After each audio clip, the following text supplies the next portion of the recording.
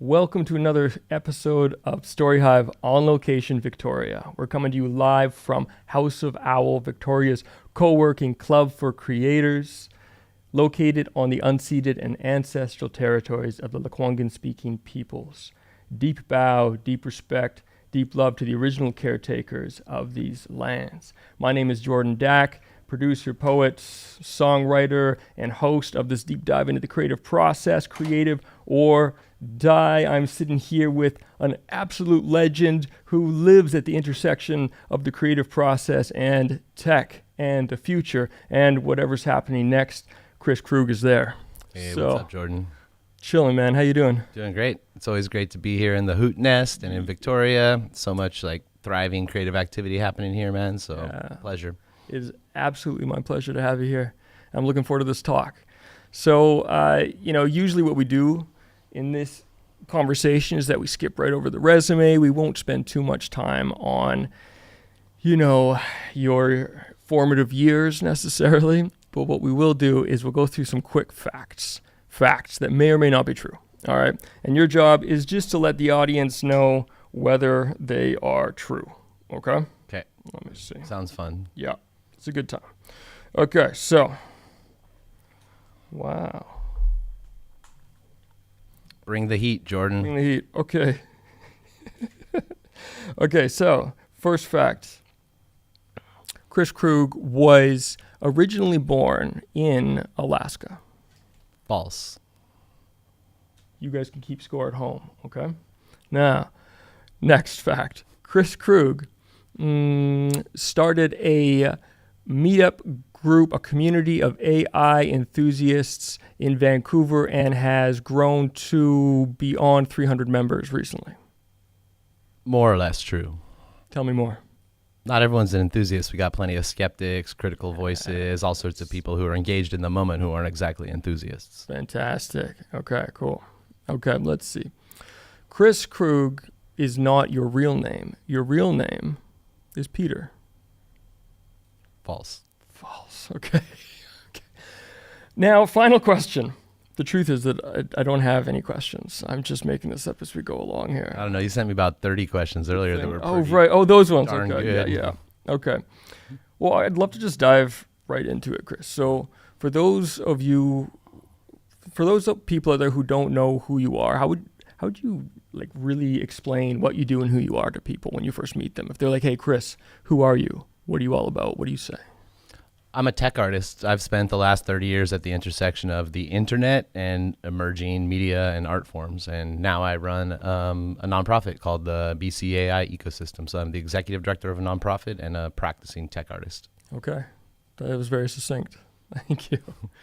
Cool, man. So can you tell me a little bit about the adventure, the journey that took you from, would you say you started in tech or started in creativity or somewhere in between the two? My dad, you said we weren't going to go down childhood lane, but my dad brought home a Apple IIe when I was like 12 years old and connected it via Prodigy to the internet, and the world opened up to me. And so I became a online guy in my early teenage years. This is like late 80s, early 90s. And so that was kind of my big first exposure to networks and the internet and connecting to other people in the digital space.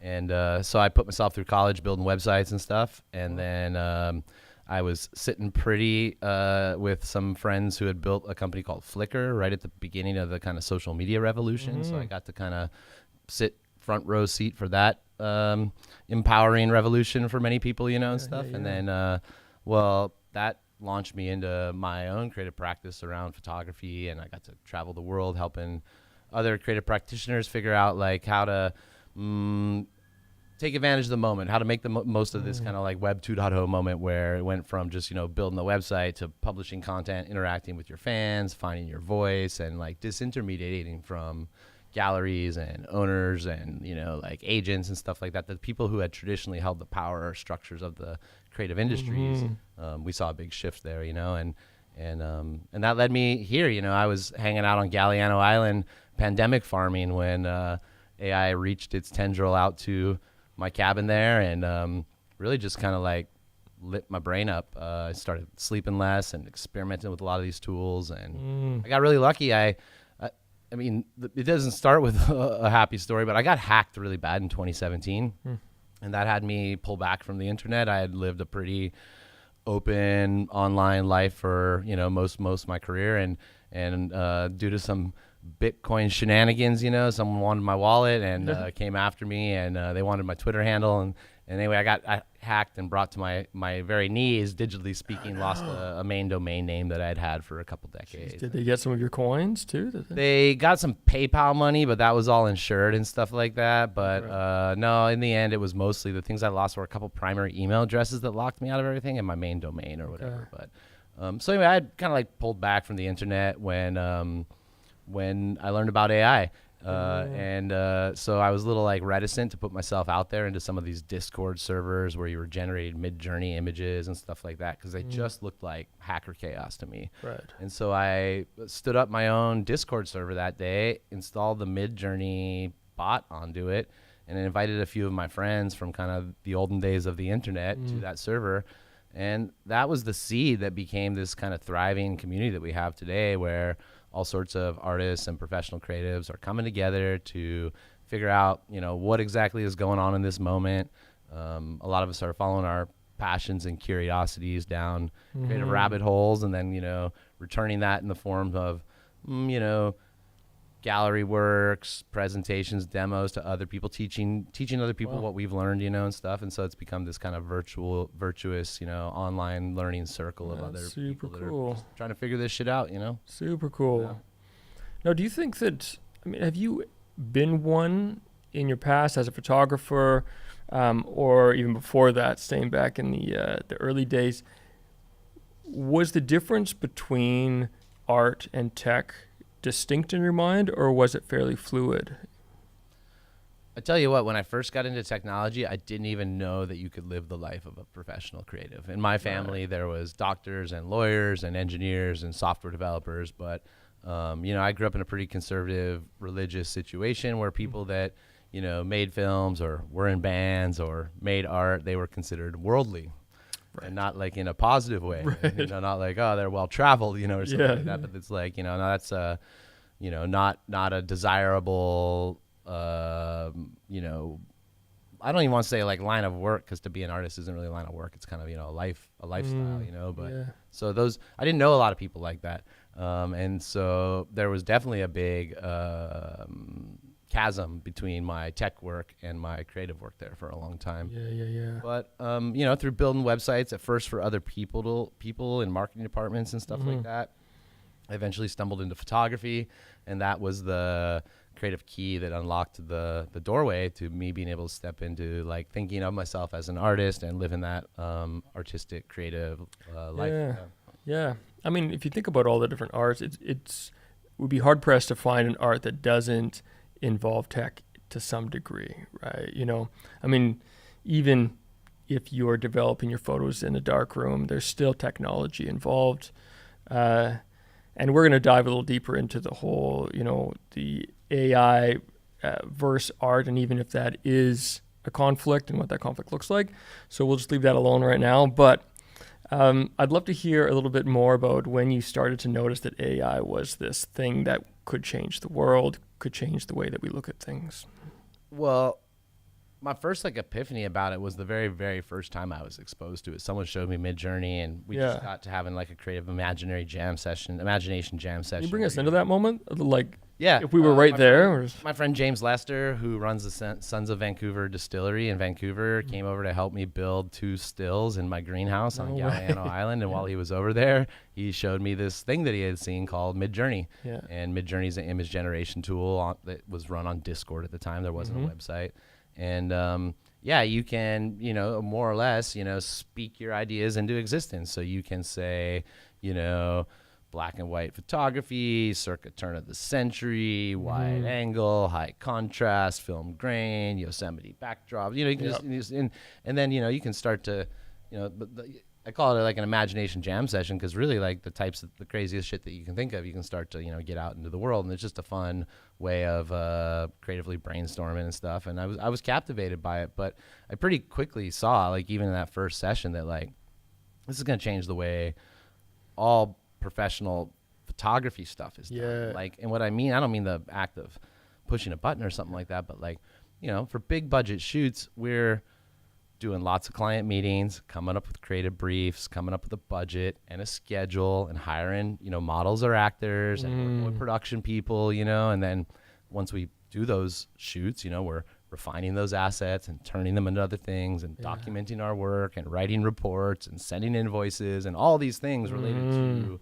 the production of professional creative works or whatever. And so the thing that got me at first was, oh, I'm never going to do a photo shoot again where I have other production people before I generate it in Midjourney first and get it all approved by the client. It's like, no, my creative time is valuable, and like my vision, and so I can like bring these ideas into the world with very little cost, show them to the client. I can even spec, you know, F8 Fujifilm, medium format, you know, 8K resolution, maximum bokeh, you know, whatever. You can spec the tech on it too. Key light and, you know, a backlight and hair light fill. You can spec all these things. And so you can show your ideas to the person that is both paying the bill and approving the final works before a model shows up or a light gets turned on or anything like that. Yeah, that's right. So that was the first kind of like epiphany I had. It's like, oh, this is going to change everything around how creative work is produced. In that moment when you had that epiphany, I imagine there's probably excitement, maybe some goosebumps, maybe like, you know, just flashing visuals of what the future might look like. Whatever it was, your experience, was there any fear in your system? The main fear I remember feeling was around joining Discord and getting hacked again. Yeah, right. I'm comfortable in changing technological environments, and like those create opportunities for little fish, or, you know, not the big fish, right? Like when a incumbent is disintermediated by an upstart company, it's because of technology and stuff like that, right? And so that's very much how I was able to ride the first couple waves, the Web 1 revolution and the Web 2 revolution. I was uncertain, and I still am very uncertain about where things are going, but I'm not super fearful about that in the way that you mean or whatever. Like I have a pretty like maybe pessimistic perspective about some bigger picture future things. I think some of the biggest concerns about AI is kind of the consolidation of power into the hands of a few governments or corporations, or, you know, rich tech haves and have-nots type thing, you know, and stuff. And so I do think there's a lot of things to be wary of and to like call out, hold to account and stuff like that. But those things are things that I think are amplified in the world around me that I already saw. So I already maybe had a that's a good point. Perspective against like governments, corporations, authority figures, power as it currently exists. You know, banks, telcos, governments, whatever. So it's like, not that AI brought this all in. It was already there. And but I think that this is the nuance. You got to be careful there. I'm not trying to be dismissive of it either. I mean, I do think that it represents a significant thing that we need to keep our eye on the ball on, because you know, those models plus these tools can enslave more humans than ever before. You know? Very effectively and efficiently. So I mean, but those things are things that I have my eye on and fight against for my whole life, you know, or whatever. Yeah, so you came in with those values. Yeah, so it's not like I'm mad at AI for those things or whatever. Those roads pretty quickly lead me back to systematic change I want to see. Now, I'm not going to be able to really recall this with much detail, but I remember one philosopher talking about AI, and they were talking about how excited we can get about the newness of something, that many of us do find it convenient to let go of some of our values because we're just so excited about new.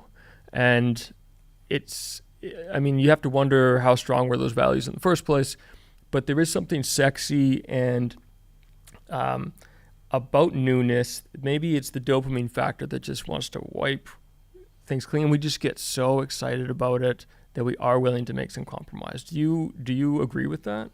I think it's a really black and white way of looking at things, dude. I think you can be curious about the moment and you can be engaged in the moment, and that doesn't necessarily mean that you are sacrificing your values. I think that means some discomfort potentially and the ability to hold that contradiction, you know.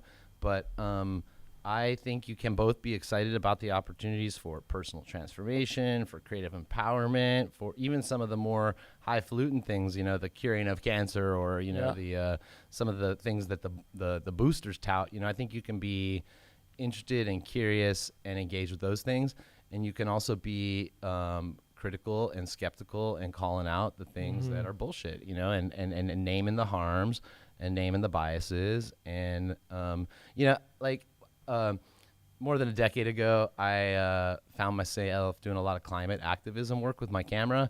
I got invited through a lot of relationships here on the island and other things to be involved with the UN climate change summits, and some of the work of Zipporah Berman and some oil sands work and stuff. And so I invested many years in that. And a lot of times I would get critiqued pretty hardcore online. They're like, yo, bro, you're using an iPhone on a MacBook Pro, on a jet plane, flying to a climate change conference.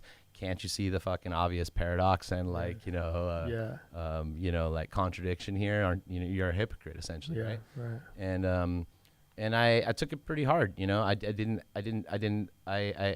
was in my young 20s. I didn't have the full wisdom to kind of understand and comprehend that. And one of my mentors took me aside, and they told me about the abolitionists wearing cotton underwear paradox. And he said, do you think that if you wanted to fight against slavery, that meant that you couldn't wear cotton underwear or buy clothes from the store or something like that, because that was the system that produced all of those goods of the economy that you lived in or whatever? And it's no, that's it's like a logical fallacy. You can be a part of a system and still hold it to a higher account, still critique it, still try to change it and make it better and reform it. You don't have to go live in the woods, disconnect yourself from all technology in order to critique this type of thing or whatever. And so I would encourage you both be excited and not give up your values. That's the hard part, Yeah, absolutely. And I want to get into that in a minute here about the idea of, I think you call it two full hands or both. What is it? I've been giving a talk lately called Both Hands Full. Both Hands Full, thank you. But just before we get there, I'd love just to dive into the real life Kris Krüg world of day-to-day AI use, just so I can get a sense, because I'm sure your first introduction to Midjourney, that was mind-blowing, but things have come a long way, and I'd love to know what tools you use, specific tools, and how you use them. Yeah, man. You're right. Things are changing quick, and we're in maybe the third or fourth epoch already of my AI usage. So I've and many of the world leading thought leaders are kind of talking about the same kind of stuff. It's I've retooled my creative pipeline many times in the last few years. And so when we were here last for the Elevation series talks, with a bunch of musicians, I was really into building knowledge bases and assistants. That was 15 months ago, something like that.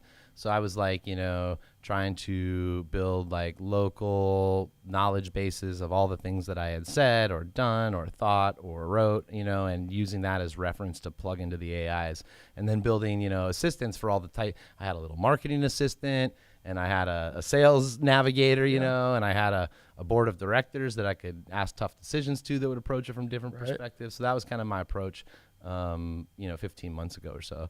Now it really is all about the kind of agentic coding and agentic workflows in general. And it's not just about code. Sometimes non-technical people tune out when they hear the word code, but code is how things come alive in the digital space, from visual projections behind a DJ to a website to a music portfolio to any of these things. These are all digital expressions that are coming to life in this way. And so I've been building all sorts of just agentic workflows now based on those knowledge bases. So, and by agentic, you're meaning that the AI is actually doing tasks, taking actions on your behalf. Yeah, to really break it down all the way, you could think about it as workers with names if you want to. I got one researcher called Jordan, and then I've got a documenter called Chris, and then I've got a coder called Jennifer or whatever. And so I come in and I'm yo, that course that I'm about to start delivering over the next 6 weeks on Friday, I want to turn that into an e-learning course as well with all the same modules, all the same exercises. So how about start by building me an interface and mapping my modules to a website? And then like, researcher bot goes out and takes a look at my course. And then like, UI bot goes through and starts to, pull together some technical code. And then the marketing manager comes and layers on the text and stuff on top of that and stuff. So that's what I'm talking about agents, is like breaking those tasks down. You speak them into existence or type them into existence. When I say speak them into existence, a lot of people are using tools like Whisperflow now and stuff. I think a lot of when creatives and the creatives that you talk to me about sometimes, like I'm sure we'll get into this, but you're like, yo, dude, all the artists I talk to are totally anti-AI. And I'm like, BS, Jordan. There's no way, or whatever. But let's just assume that's the case. Tools like Whisperflow are pretty cool because instead of typing all your stuff to your computer, you can talk all your stuff to your computer. And that's more profound than it sounds on the surface. It's not just about it being faster or not having to type at the laptop. These are a filter. They're a huge filter between our head and our heart and our ability to control the AIs. And so simply by speaking my instructions through a tool like Whisperflow into my computer all the time, I get, I swear, like 1,000% better outputs from the thing. They're even colloquial back in my language without it, without me asking it to speak or think like me, because it's doing that, mirroring thing that where it's like if I'm talking to it in informal, creative shorthand, it realizes that I am a designer who knows what it's talking about. Right. Talk back to me in that same way or whatever, and stuff. And so I encourage people to break free from their fingers as their main way of interacting with AI as much as possible. That is one major unlock in terms of getting better results, let's say. But by better, I mean them being more authentically in your voice, style, worldview, things you care about, overriding some of those biases, some of the misogyny and homophobia, racism and transphobia that's built into these systems. You can do that by bringing your own knowledge bases to bear and then, speaking your prompts into existence. Okay, so I'm imagining your daily workflow here involving these different agents, and I can tell you my daily workflow this morning. Yeah, tell me this morning. I literally so first thing I went to do is I went to ChatGPT and I'm like, yo, I'm about to wake up all my agents for the day. Okay. So, and I want them to dive into their GitHub knowledge bases and look at all the work we've been doing for the last week and identify gaps that they can, Okay, just a second. Yeah. Kris. Okay, so you're talking to ChatGPT, but are your agents Claude-based? Yeah, I'm just trying to upgrade my shitty prompt that I'm about to speak I'm trying to upgrade it to a really good prompt before I go paste it into 20 super powerful agents. Okay, gotcha. I've realized my agents are so powerful that it behooves me to take one extra step and do the prompt upgrader type thing. So first I speak my thing into existence. I say what I was just going to say. Yeah. I'm about to go wake up my agents. Yesterday, they did a bunch of crazy work for me. They built out all these features and functions. They kind of went crazy. I don't even understand everything that's in there. So let's go through. Let's look for the gaps. Let's look for areas to do documentation. And let's build out today's work plan, roadmap, features, bug reports, et cetera, et cetera. So I paste that into GPT, into this little prompt upgrader I've built. Gotcha. Then I get back this sounds a lot more like computer language, sophisticated, detailed software engineer, architect level prompt. It's you are an agentic coding assistant whose responsibility is to maintain a code base.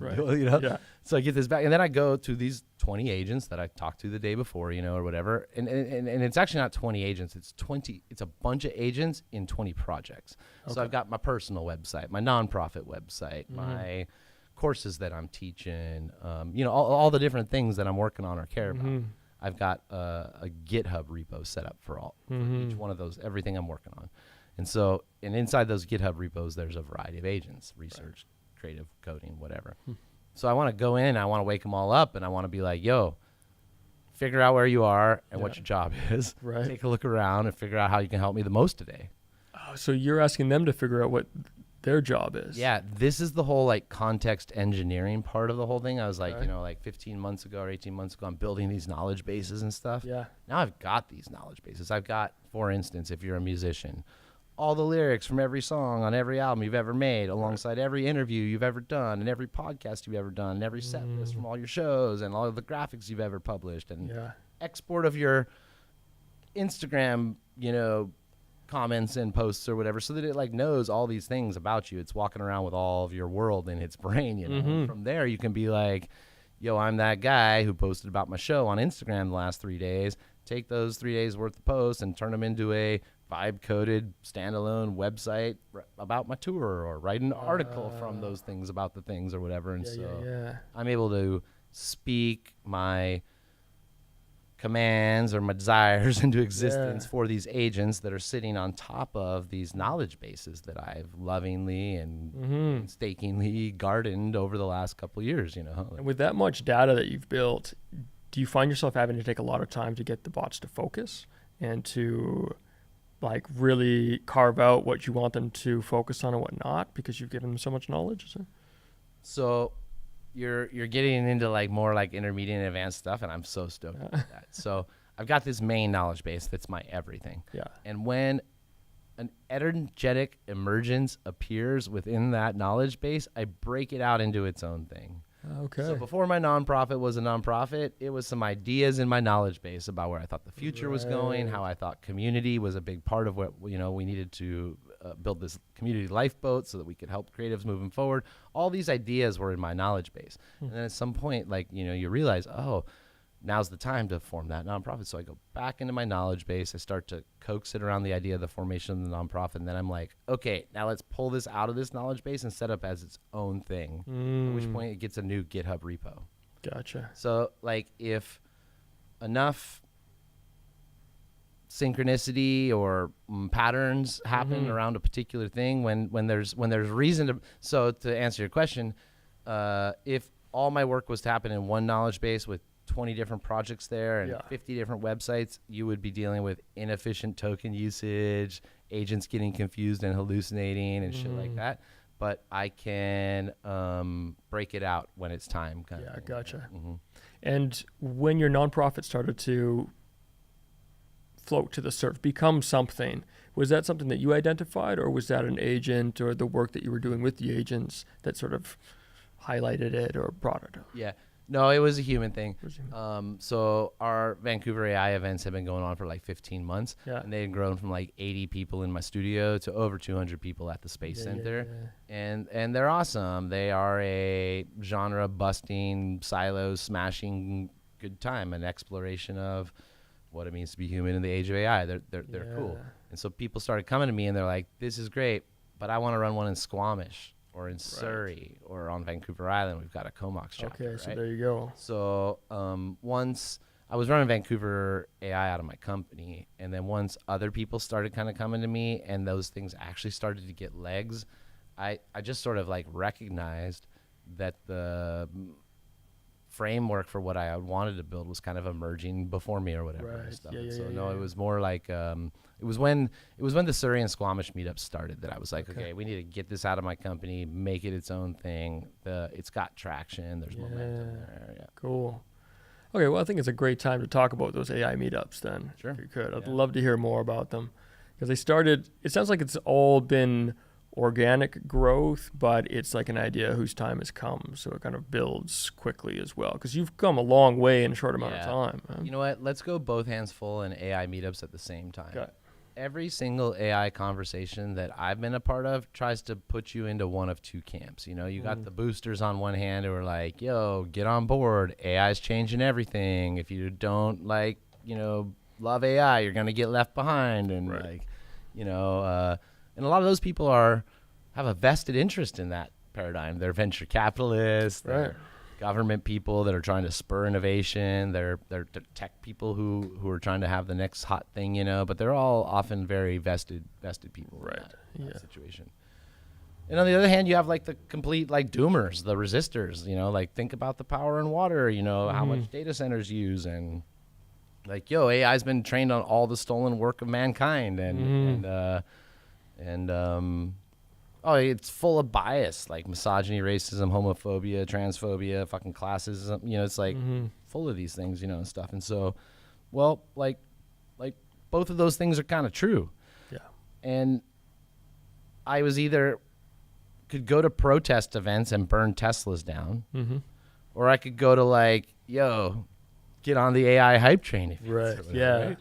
And I was like, Well, those are both like lazy. Like the hype perspective, it doesn't tell you anything about like the harms or the effects on society. There's no critical dialogue taking place at most of these like startup pitch competitions or web summit or any of these kind of things. They're like super just like self-reinforcing circles of hype or whatever, right? Yeah. And the absolutist, purist, resistant perspective, well, it doesn't really tell you much about, it doesn't give you a roadmap what to do in this moment, like as your career changes or, you know, I've had like legit people, parents come to me and be like, me and my kid been saving up a college fund for 16 years and it's year 17 and they're ready to spend their money and they're like, hey mom, what should I study in college? And I have to, I'm freaking, I've had every answer to every question they've ever asked me and I don't have the answer to this. Yeah, and I don't know, and I don't know know question out there right now. Yeah. So it's like, you can feel great about your purity, but that doesn't really tell you how to engage in the moment. And also like, please, critical purists, don't get up and walk away. What happens when you know, it's like, if you get up and walk away, you abdicate the throne to the tech bros and venture capitalists, right? That's right. Like, yeah, we need you in the room. We need you in the room. We need these critical voices there. And that means not just being in the room, but it means immersing yourself in the vocabulary and the nuances and the sophistication enough that you can hold an intelligent conversation about this stuff. Because there is a lot of hype on both sides, you know, and stuff, you know, like, for instance, a lot of the resistance to the ways that AI is currently being done aren't the only way that it can be done. It's just the Silicon Valley way. Right.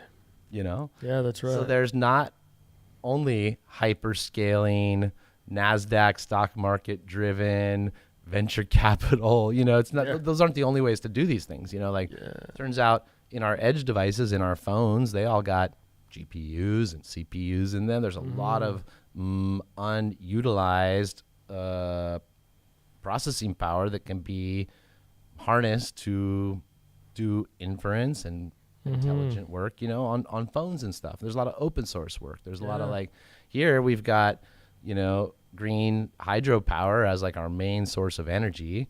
We've got, you know, a lot of First Nations that are leading in areas like this and stuff. A real opportunity to build like clean, green, indigenous owned tokens that support reconciliation, things that we can be proud of and that power, you know, a creative future that's very much like the West Coast here. So anyway, I couldn't find any events I wanted to go to. Yeah. They were all hypers or doomers, right? Burn a Tesla or like drink the Kool-Aid type thing, you know? Yeah, one or the other. And so yeah, I just started getting people together in my studio to explore. Another thing is like, it's not just talks about business and optimizing your efficiencies and synergizing your optimization. You know, it's also like there's dancers that put sensors on themselves and have AI generate swarm-based visuals on the backgrounds and stuff. You know, there's all sorts of performances, researchers, people that aren't traditionally like platformed at the kind of more business events or whatever and stuff. And so I wanted to provide that, you know, genre smashing perspective on it where we can hear a talk about some ideas, watch a performance, explore some research, and kind of move between these modalities of like academia, performance, and culture, and then intellectual business stuff. Like, so you kind of just said it, but if I was at one of these meetups, what would I see? What would dancers dancing, research being communicated on a stage, I assume? Is this the and very, very officially our program is 4 hours. We have an hour of networking, then we got a 2-hour program, then we got an hour of networking again. Cool. During the networking, I like to throw in some surprises. That's where you might experience, you know, people with robots that are using AI to map the interior of the space using a LiDAR they busted out of a Xbox 360 or something like that. Yeah. That's where you're going to see. You know, we got one student in our community who built a American Sign Language to voice translator via Zoom or whatever, right? So it uses AI to take my voice and translate it into sign, but then also, you know, 3D map your body as you're signing and translate it back into subtitles or whatever. So yeah, during the first hour of networking, that's when we got like demo pit, surprise performances, stuff like that. Then we got our 2-hour program. We do an Indigenous welcome at the beginning. We've got this board member, Carol Ann Hilton, who's runs the Indigenomics Institute. I've gotten to do a lot of work with her in the last few years. And, you know, before she joined our board, she invited me into ceremony and talked to me a lot about centering that practice of ritual and ceremony before we enter into the work. It's just such a great way to, beyond the respect and acknowledgement of the land we're on, the welcome and stuff. It's a great way to get everybody on the same page and in the same headspace, build that container of trust where you can have maybe not difficult conversations, but conversations about difficult topics in a way that everyone walks away from feeling good. So anyway, we start with a indigenous welcome, but it's often a song and some words or a blessing, and stuff. My buddy Anthony Joseph from Squamish Nation's been doing a bunch of those, and it's been pretty cool. Since we've done like 30 of these events over the last 30 months, and he's probably done 12 of them or something. And so he's worked his way through his back catalog of songs. He keeps trying to give us new songs every time he comes and does a welcome.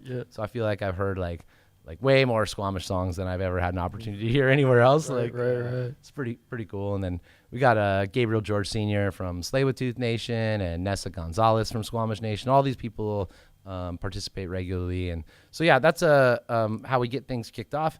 Then we got our community's freaking blown up, man. So we have this like community announcement section which is just a chance for all the like spokes to report back to like the mothership on what the heck is going on in these sub communities that have sprung up. We got like an AI and education group, an AI and life sciences group, this group of philosophers called Mind, AI, and Consciousness that does these super intellectual academic. There's probably of the 20 people that meet in that group on the monthly, probably 12 of them at this point are like PhDs in AI or ML. They're first order robotics researchers or other things. And so that's pretty fun these days, like letting all the cool shit from all the different tendrils of the octopus bubble up into the Is there an artists faction? Is there a group of creators? Absolutely. A subgroup? Yeah, absolutely. We have a creativity and design subgroup. Cool. But also, our AI film club is one of the coolest things we got going on. So, Vancouver's a hotbed of animation, special effects, video games, film, Hollywood North type stuff. Well, talk about an industry where AI like non-consensually came in and kicked over the table and started eating out of the refrigerator. And film, man. like these guys talk about fear. These are people with $150,000 a year jobs, that worked their way through the sweatshop part of the film industry to hold these positions of effects director or and this is where I ain't trying to have a fight with you, but you can't tell me all artists are against AI because there's plenty of artists that I'm in first order relationship with that build the world's video games, special effects, animations, films, whatever, that are first of all, they're technical already. They already had GPUs in their shop. They were using them for rendering, lighting, shading, all these types of things. So there's definitely, there's one part of the curve that's burying their head in their sand. There's one part of the curve that is like maybe not asking questions and just going head over heels in the technology direction. And then there's everybody else in the middle that's trying to figure it out, to figure out what it means for our careers and for our kids and for our futures. Well, to that point, let's pause for a quick second. Eric, how are we sounding? Yeah, it's good? Okay, just want to make sure before we keep going. So here's a contrast for you. So I'll speak to somebody here at House of Owl, let's say, and a musician, songwriter, someone who spends a lot of time in the studio, and they're worried that, hey, AI is going to come along and take away their job in the studio. It's going to start mixing music better than anyone else can, even though it is a subjective art. But then that very same night, I'd go home and I'd listen to a podcast, and I'm listening to some of the most successful audio engineers and producers in the game, and their conversation about AI is they're on the complete other side of the spectrum. They don't even mention the ethics. They don't even mention any downside to AI. It's all they just skipped that conversation, and they've already integrated it into their workflow. They're mixing and producing 3 times as many songs as they were last year at this time. They're making 3 times as much money, but it hasn't threatened their livelihood yet. It's only multiplied it. Where the other artists that I was speaking to, they were already seeing it as this might take away my job. And this is a question that I have too. There's a lot of artists who I've seen speak about the ethics of AI, but as we move through the conversation, it seems that they're more talking about that they're not, like they might lose a job, which is different. Which is also a concern and very justified concern, but it's different than threatening art as we know it, you know? I think it's a really useful distinction. I was thinking as I was tracking your question, I'm like, for the purposes of this dialogue and in some of the conversations I have, there's like creative professionals and then there's artists. Yeah, that's right. A lot of artists are creative professionals and some creative professionals are artists. But I think it's probably useful to break those things apart because the creative professions are changing for sure. Yep. And yet I think art is probably more important than ever. The people that you mentioned at the podcast, I don't know them, so I shouldn't stick up for them. But you shouldn't assume that they're not concerned about the ethics at all and that they just passed through that gate and just started adopting it. Like maybe they spent 18 months. Yeah, maybe they spent 18 months trying to figure out where they stood on all these things, you know, and stuff. And like maybe, like me, the documents they're attaching to every talk they have with AI about anything is their worldview and values, their perspectives, and their AI policy. Yeah, so great point. Every conversation they're having with AI is inside the garden that they've built of values, ethics, vocabulary. Here's a bunch of words I say because I'm anti-colonial, anti-racist. Here's a bunch of words I never say. These are attached to every single conversation that I have with AI. Yeah. So maybe that, you know, those guys have passed through that gate already more so than that they don't care about it. Or whatever, you know? So in terms of your friend or your colleague losing some of their professional creative work because of AI, especially like the audio production stuff, I think that's real. And I guess the other thing I would say is the other people you mentioned on the podcast, they're just trying to make the most of the next couple of years when they're talking about I make 3 times as many podcasts and I'm 3 times as productive. They're not necessarily talking about what happens after that. Yeah, they're not talking about 6 years from now. That's right. Yeah. So obviously people that explore this stuff early, build it into their pipelines and workflows will have an advantage over their colleagues or their peers who haven't integrated any of those things.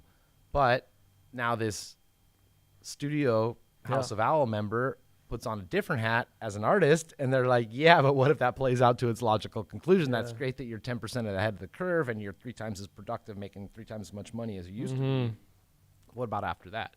So they're probably, and this is the confusing state of the moment and the contradiction we have to hold, quickly walking back and forth between flopping on their artist hat and worried about like what are we all going to do for meaning and purpose and fulfillment in the future and what is the role of truth and beauty in art at all. And this whole like, yeah, but I charge people $55 an hour to do that same type of studio audio sound updates or whatever. And so I'm sympathetic to this perspective. I'm definitely more sympathetic to it than I am to the booster perspective. So I think that both ultimately, kind of fall short. Yeah. So, I mean, I wasn't going to jump to this question. This feels like, in a way, the question at the heart of a lot of these conversations. But let's just say it is, what does it mean to be human in the age of AI? Yeah. For me, it means like knowing which things I want to hang on to, no matter how good the AI gets at building synthetic content. It means asking ourselves like what, looking beyond the like, yeah, I'm 3 times more productive in this moment, and looking beyond the effects that it has on our institutions, like schools, like families, like churches, like governments, like countries even, and stuff like, making sure that the benefits, the part that people are excited about is very likely that the part that they're excited about won't be evenly distributed. So keeping the humanity centered in the AI means like, if this is going to be used to have an intelligence explosion, which is going to result in a golden age of economic development, how do we build systems that ensure that gets equitably, if not evenly, distributed? So it doesn't just end up in a few hands. It's like that when they build a data center in downtown Vancouver, that all that tokens doesn't just get used for dual use defense technology. Yeah. That some of it gets allocated to artists and cultural as a line item, as a commitment. 20% of the tokens that come out of this factory will be used to support culture and the arts in the communities where this stuff takes place, you know? Those are the types of things I think it means when it's like, we got to live in the future, you know? And so using the things that people are excited about, the tokens that are created, the wealth, the power, the intelligence, the creativity that's created to benefit individuals, communities, citizens, our country, those types of things. Yeah. And that's great, because I think the other thing that I noticed from a lot of creatives is that they hold a very strong opinion because they don't know what other options there are, what other opinions there are to hold. And they might also be uncertain of what they can do with their art or in their lives to actually, you know, create a future where the human is still, you know, centered in the conversation. And so is there something that you could suggest that artists can do from their place and from their art that, other than, you know, staying engaged in the conversation, but actually, if we are to nudge this into a direction that feels ethical, is there something that artists can do from their position, not as a politician, you know, not as a CEO, or how can they influence the future? Okay, I'm really excited to answer this question because I think I actually have something that will like be meaningful to people or whatever, you know, and stuff. And so,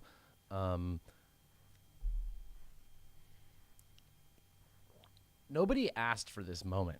I had 140,000 photos on the internet under a Creative Commons license. AI just came in and slurped them all up, trained itself on my data, and then started, you know, selling that as a subscription off to other people and stuff, right? And so it's like no one asked, but here it is, right? And so my pretending that it didn't happen doesn't make it go away. Yeah. And so I seek agency in this moment. I don't want to feel like the world is happening to me and there's nothing that I can do about it and stuff. And that's how I think a lot of people feel, is they didn't ask for this, they don't like it, they don't agree with it, it rubs against their values, and they don't like where we're going, and I'm very sympathetic to that kind of stuff, you know, or whatever. Yeah. So one of the things I've been able to do to reclaim my own personal agency is using the mirror of AI to point back at my own creative work and my archives as a way to understand my unique Venn diagram of creative weirdness. And so, I mean, literally like feeding hundreds of thousands of photos to AI tools and training models that have never seen a human face before on only the portraits that I've ever made, such that all of this particular AI's understanding of what a human face looks like is built purely on my stylistic choices through my cross-process street portraiture from the, you know, late 2000s or whatever. You know, so I think that the most useful value of AI that I found at all has been as a mirror to better understand my own practice, output, tendencies, and even like I'm 49 years old. I've produced stuff for 30 years online on the internet. Synthesizing the patterns from those things is not that easy of a task, man. I've given hundreds of 3-hour lectures and interviews across, you know, like, you know, decades or whatever, right? Yeah. Well, AI is a great way to do that. Take a look at these 30 talks that I've given over 30 years, you know, and start to analyze trends, patterns, how I talk, which examples I give, what my unique special sauce is, compare this to people out there in the world, tell me areas that, you know, you think would be adjacent to this I should lean into, stuff like that. So really using the tools to analyze your own work, whether it be poetry or paintings or photography, graphic design. I mean, you know, writing, go on and on, right? Like anyone who has published, and I don't mean published in a magazine or on the I mean like out there in the world, finished creative works. Those are things through which we can analyze and learn about ourselves and the stuff. And that is a great starting point, because the artifacts, the digital artifacts that come out of that self-discovery process using AI as a mirror to analyze your own work and creative output and stuff like that in career, those artifacts are the things that I was talking about that ground all your other conversations with AI into the future. So you're like, yo, here's art that I made. Here's why I make art at all. Yeah. And here's who I am. Now let's have a conversation about something.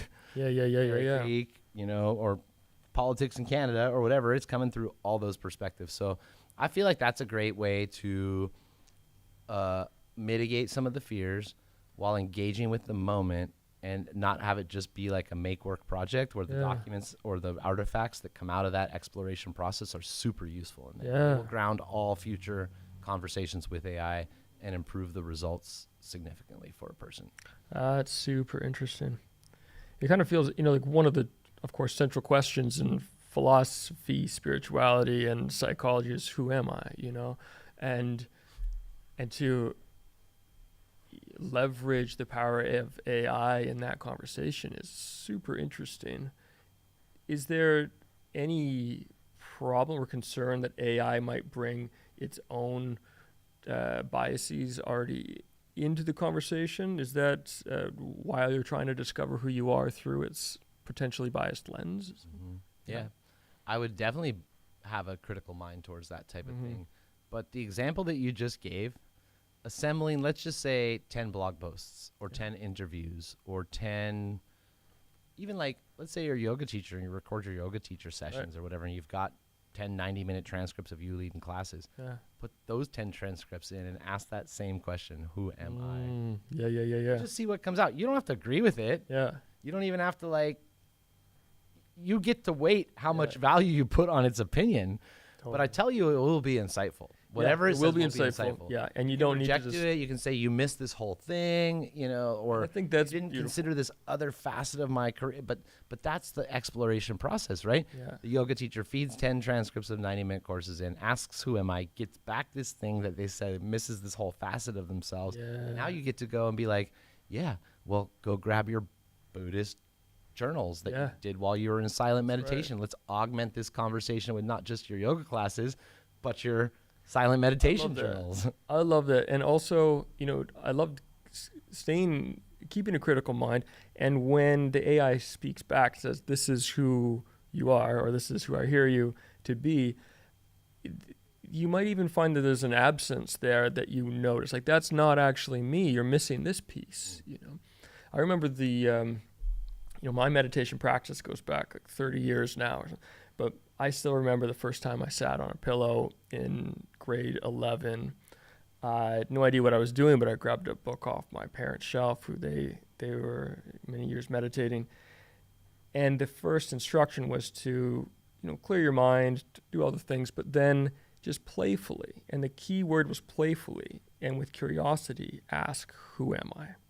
And it wasn't like, who am I, and search with fervor and get attached to the answer. The key was playful and be curious, which is also be critical. You know, what emerges, don't believe everything you think, and don't believe everything that comes out of AI too. You know, so I think that's just such a brilliant asterisk to include in all these conversations. I love calling out the playfulness part. That very much defines my relationship with AI. When I told you about those mid-journey imagination jam sessions, that sounds like play, if nothing else, right? 100%. Or whatever. And so a lot of the play part happens on the generation part of generative AI. Going down different ideas, even like reference material. Let's talk reference for a second. Painters. Yeah. Walk around your house, photograph your favorite 10 paintings. Attach those to a ChatGPT conversation, and then put in your journal from that morning. Be like, make an image in my style on this thing that I care about with 10 paintings that you made attached to it, and be prepared to be, you know, flabbergasted. But so the playful part for me is the generation side. The work part, the critical part, the creative professional part is like what you leave on the cutting room floor. Yeah. That's right. So I don't really think that like your creativity is defined by what you publish. It's really truly defined by all the shit you leave behind you. So even this, you know, interview that we have right here will probably go on for 2 hours. Probably half an hour of it will air on Telus. And you know, it's really the good editor. He's good because of the stuff that he cut out, because of the space that he left around an emotional beat or something like that. You know, absolutely. So I like to do both. I like to flex my generative, brainstorming, expansive mind, on one hand. Yeah. And I like to sift and sort through that and ask, like, what does it mean? Does this matter? Why would I choose this? And stuff like that. And then iterate upon the choices. So I'm choosing one out of 100 things and then iterating upon the one that has been chosen. Cool. So what does play look like right now for you in the world of AI? The ability to create like infinite possibilities without a lot of like cost or like friction or whatever kind of stuff, right? Like even the way I was talking to you about the way I'm interacting with my agents, I'm like, look at all the stuff that we've done this week. It's been significant and it's been pointed in the direction of this particular goal. Let's get in there. Let's do some research and let's get in on the old stuff and let's figure out all the coolest shit that we could build in May of 2026, AI centric or whatever. And stuff, so. I thought it sounded very productive, but I heard joy and fun in your voice when you were talking about it. Oh, so, yeah. It's both. I'm extremely powerful right now in the way that I can think about this stuff on like a meta level. Like even the like going to the prompt upgrader to get a really good prompt before I go spend 20 agents time churning off down those paths or whatever and stuff, And there's like an ethical AI kind of like angle to that too, which is like, if you're going to be sitting there with both hands full, critical of its impact on the environment, but also curious and wanting to engage in its transformational capability, why don't you make whatever effort you can to be as efficient as you can be or whatever, stuff. And so like simply by upgrading the prompts before I run my agents, that's a good way to do it. But and this is where you get to see my real ability to hold like the contradiction or whatever, which is like, a lot of those actually, let's just, we'll scratch that one. Sorry. Okay, sure. Lost the plot there for a quick second. No problem. So I think it's a great moment to just dive into what you're working on now, what's exciting you right now. Before this conversation, you sent me links to a few cool things that you're working on. Can you speak to what Kris Krüg's all about right now in this moment? Yeah. I'm launching a responsible AI certification program for professionals that work in the AI space on Friday. Okay. With Sarah Downey from Victoria here and Martin Lopatka from Vancouver, who's like a PhD machine learning guy, used to work for Mozilla. And so the idea is there's a whole bunch of people whose job has become governance, ethics, and responsible use of AI inside of corporations. And in many cases, they don't have the frameworks for dealing with this kind of stuff. So I've been trying to roll out a kind of like a professional project manager type certification where you want to add the letters to your LinkedIn at the end of your name to say I'm a project manager, but I'm a professional project manager. I've studied, all the frameworks and, work in this space or whatever. So on Friday, I'm really happy. We're going to launch in the Responsible AI Professional Certification Program. Sold out. We've got like 30 participants out of 30. And I'm trying to launch a digital version of it at the same time or whatever. And who are these people that have signed up? Are they all work for corporations or organizations? And some of them are executive directors of nonprofits who's like, my board says we got to figure out AI this year, and I want to do it in a way that doesn't make all my employees quit. Yeah, that's right. That's actually a pretty common conversation. That's a pretty, real use case. That's real use. Board said figure out AI. Staff's like, F no. Totally. And so I'm trying to figure out how I can implement this in a way that feels good to me and to them, and also, delivers on my fiduciary responsibility. Yeah, right. I see a lot of people that are AI ethics and governance people inside their org, HR people. Much like the web in Web 2.0, who owns AI has yet to be figured out yet because it touches everything. It touches HR around hiring. It touches technology around coding. It touches marketing in a variety of ways, executive strat. It touches many departments or traditional like functional roles inside corporations and organizations. So we haven't quite figured out who owns it yet, as it touches so many things. But and then there's a whole emergent class of like, innovation change agent type people. These are AI consultants that are ahead of the curve, vis-a-vis 80% of their peers or whatever, and are helping to they're essentially like the tip of the spear. They're out there learning about this stuff, experimenting with it, and then bringing it back and selling their expertise to other organizations as consultants. Okay, gotcha. So we've got a lot of people there who are trying to differentiate themselves from other people in the space. And yeah, it's brilliant. Okay, cool. Thanks. You also sent me another link. What was it, Punk AI or? Yeah. So okay, I've been having so much fun lately, turning things into other things using vibe coding. Okay. So in this conversation, we've touched on some interesting things, and we have a transcript of it, from the audio. Well, that transcript is what LLMs eat for lunch or whatever. So we could take from this transcript here. We could say, here's two guys having a conversation about AI, creativity, and the arts. Let's build some diagrams, examples, exercises, thought experiments around the stuff that they're talking about there. Right? So I've launched 2 websites in the last couple weeks, one called Both Hands Full, one called Punk Rock AI. And these are the transcripts of my keynotes turned into online learning modules for other creatives and artists and stuff, where they can get in there and they're like, oh, Kris says I should have an AI policy, a worldview and perspectives document, and a voice and style guide. How do I do those? Well, I got a little tool you can put your blog into, put your Bandcamp site into, have it analyze that stuff and spit out here's, based on your lyrics, what you feel about the world or think in your heart about, your values or your worldview, your perspective and stuff. So, brilliant. I've been trying to, repurpose, talks, transcripts, and things like that into other creative assets along the way, launching the courses.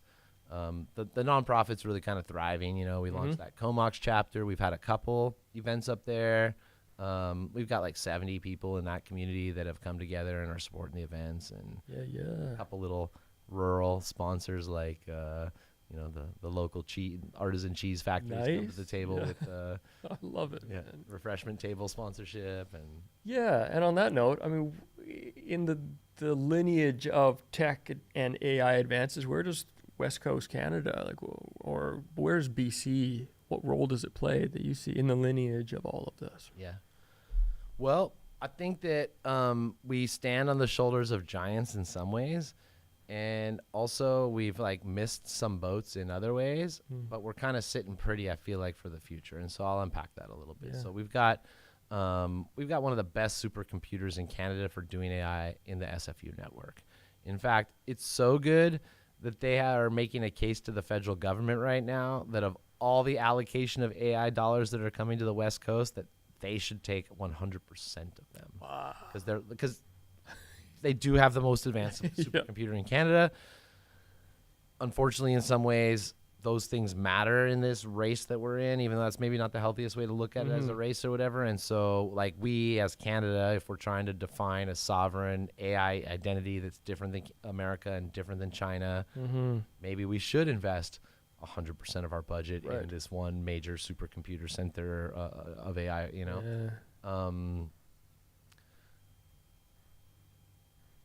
What was your question?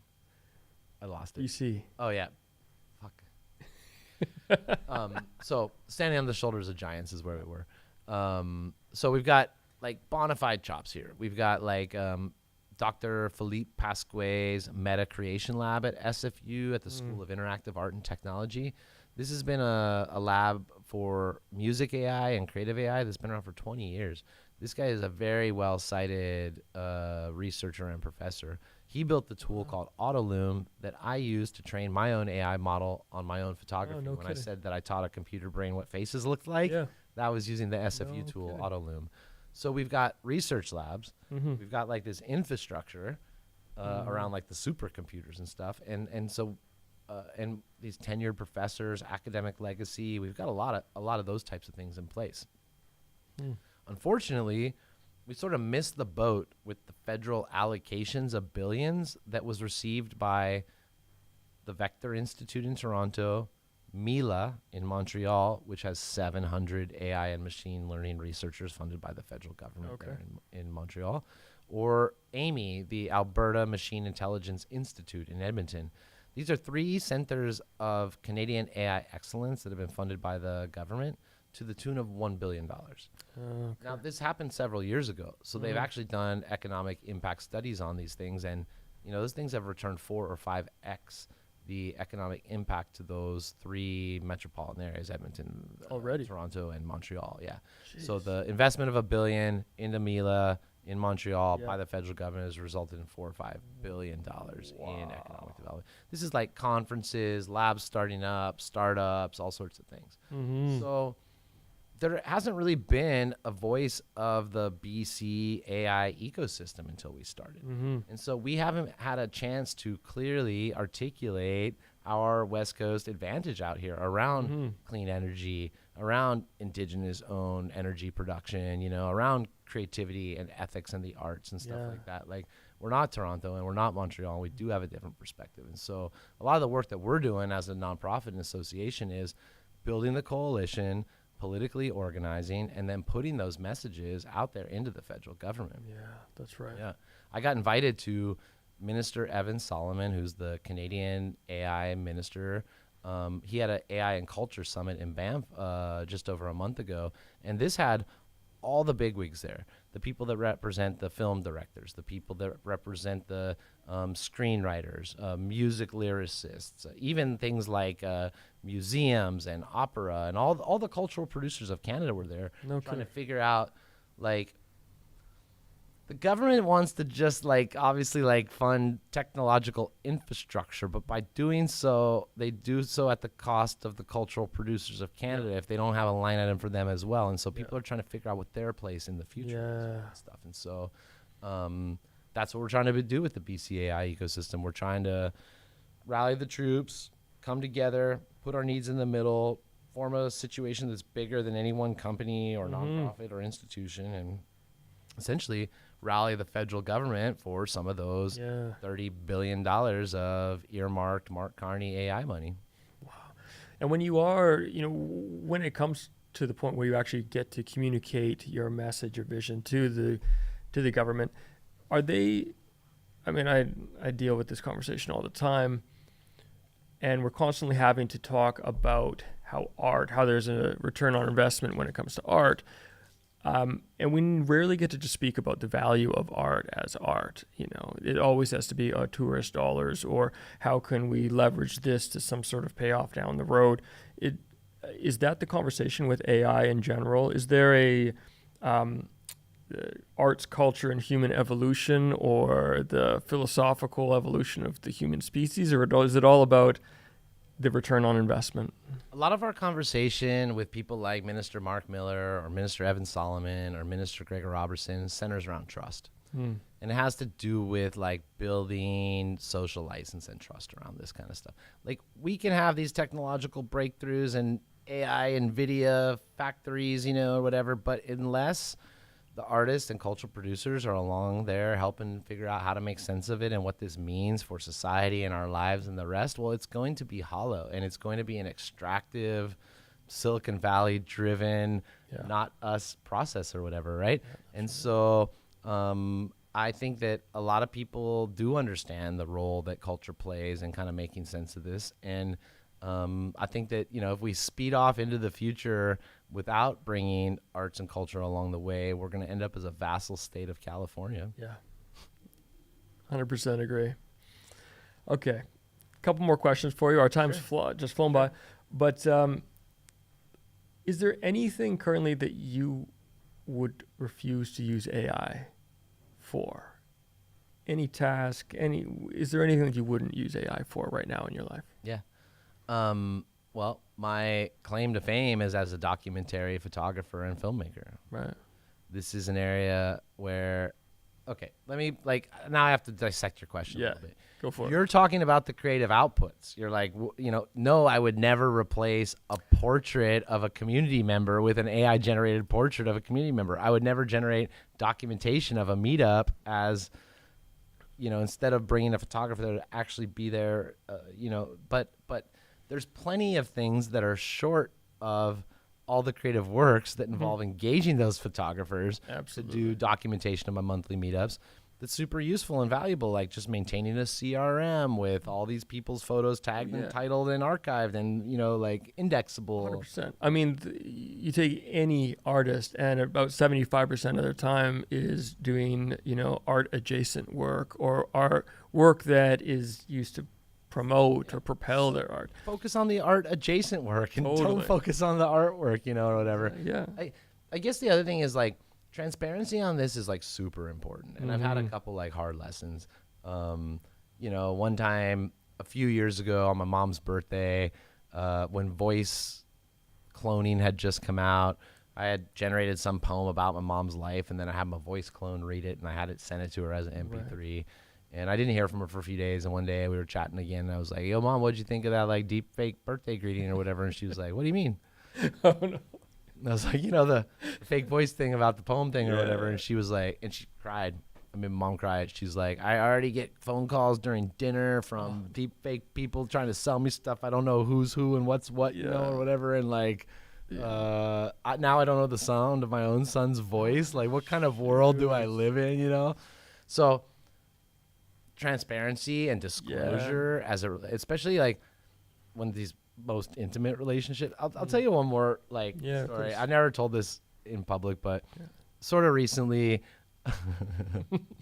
we can edit this out, right? Sort of recently, I had a new relationship forming with a girl who's in a bunch of bands, and she was in the studio recording during a few of the weeks that we were dating, and we were talking every day about the whole process and sharing music back and forth, things we like, and I was playing trumpet riffs on my trumpet and sharing with her on a phone and stuff, and we had this dialogue going about like this album that she was making or whatever. Well, a few weeks ago, again, there was a new innovation that came out that gave you the ability to clone your voice, but inside music in Suno. So I took my trumpet riffs, I took my real life voice, I took essentially our chat logs or my own journals and stuff, and I wrote some AI wrote some legit lyrics that sounded like I wrote them, that were about my life, right? And then sang them through my deep fake voice, and where with my trumpet there and stuff. And I was presenting it to her as like a continued dialogue exploration of the things that we had been exploring together. Like, hey, here's all that shit, kind of and my take on it. And here's some exploration.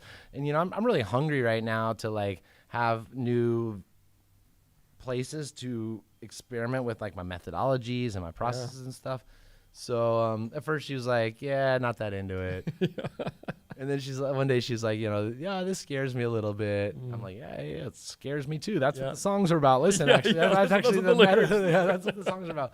But she hated it. Yeah, she hated it. It facilitated a quick demise of our connection in that she, I wasn't, when she said she was fearful of it, she didn't mean the same thing I meant when I'm like, I'm fearful of it in this one hand, and I'm also curious and intrigued and trying to mess with it and all these things. But so just thanks for sharing that. Be careful, be careful. This stuff's real, and it does have the power to do damage to some of the relationships we care about the most, right? We're talking about trust, how we represent ourselves, the ability to remix our own thoughts and words and ideas and stuff like that. So it's just you definitely want to be slow, measure twice, cut once, be full transparency. I love that. It's never been a better moment to do the whole build in public thing, which is maybe one of the things that's been attractive to me about you since the beginning is before I'd ever been to the House of Owl, or maybe even before you even started, you started talking about wanting to do this and that you were going to do it and you were coming together to do it. And simply by sharing that and being transparent in public, you can course correct along the way. You can figure out where you're bumping into other things, and you can be like, hey, Yeah, you can make all the mistakes. My bad. Totally. So, I think that, keeping communication, transparency, authenticity high, being careful about the relationships you trust the most, you care about the most, and just using it as a way more than anything to build up trust and creativity and kind of some of those more soft skills. Yeah, that's beautifully said too.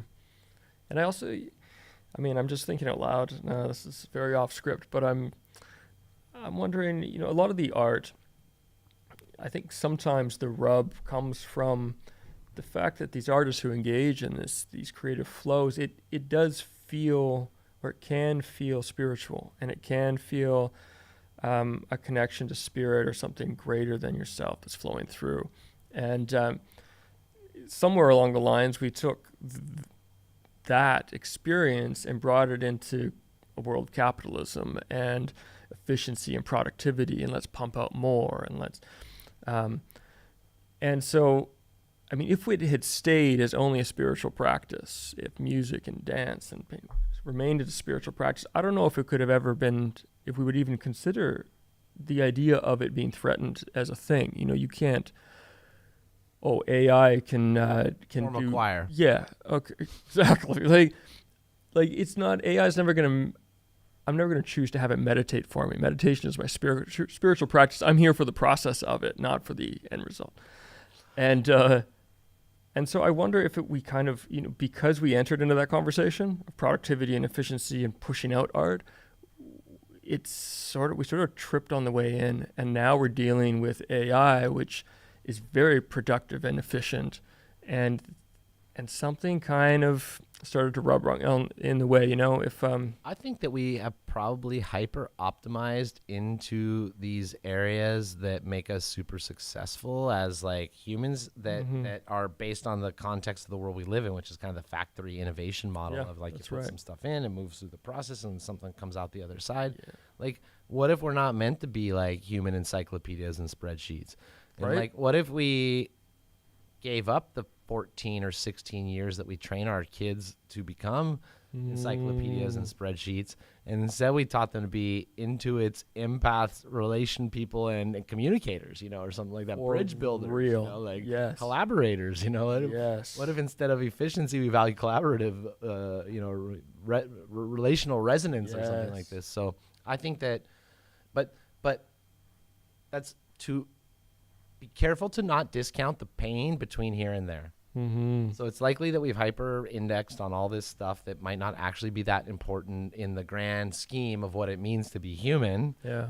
But it makes us very successful now. Absolutely. But between here and when the pendulum kind of falls into the middle, shit, man, like, everything's up for grabs, you know? There's people with mortgages and kids in school with not just jobs that are going away, but careers. And identities and whole like you know, accumulated work experience that has been now like absorbed into machines without their consent, you know, and stuff. So it's going to be a very disorienting time.